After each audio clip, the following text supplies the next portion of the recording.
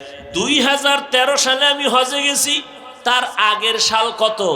2012 সালে আমার উস্তাদ মাদানীনগর মাদ্রাসায় পড়ায় এখনো, হুজুর হজের থেকে আইসা 13 সালে বললেন, ও বাবা, আমাদের কাফেলায় যখন হজে গেলাম, ঢাকার জমিনের একটা বড় লোক সন্তান নিয়ে হজে রওয়ানা। এয়ারপোর্টে ঢুইকা আমরা সবাই এহরামের কাপড় পরে ফেললাম। ওই বড় লোকটাও বলল, কিন্তু কেমন কেমন ভাব। বিমানের মধ্যে উঠছি, এহরামের কাপড় পরার পর আওয়াজ হবে লাব্বাইকের আওয়াজ, তালবিয়া পড়তে থাকবো সবাই। কিন্তু ওই বড় লোকটা কিছুই ভরে না, বসে বসে মোবাইল চালায়, আবার গল্প করে। এইভাবে করে করে জেদ্দায় নামলাম। জেদ্দা থেকে বাইতুল্লাহ গেলাম। নিয়ম, আগে আমরা হোটেলে কাপড় ব্যাগ রাইখা, সাদা কাফন খোলা যাবে না, তাওয়াফ করা লাগবে আগে।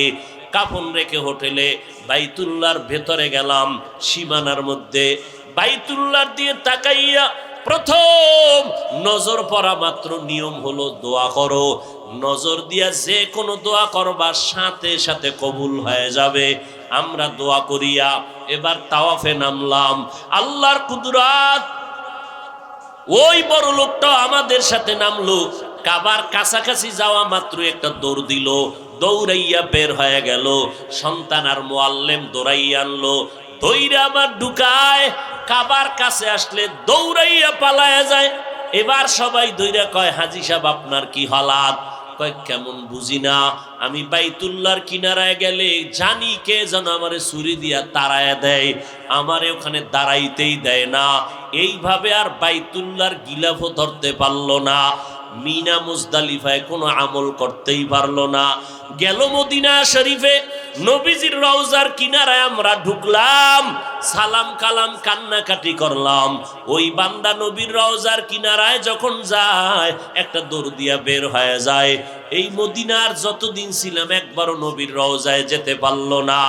হজ না করিয়া ফেরত দেশে চলে আসলো। কপাল বড় খারাপ, হজ নসিবে আর হলো না।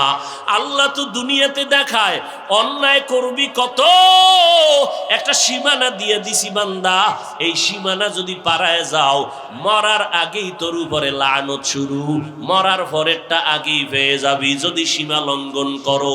এরে নবীর উম্মত, কয়টা শুনামু?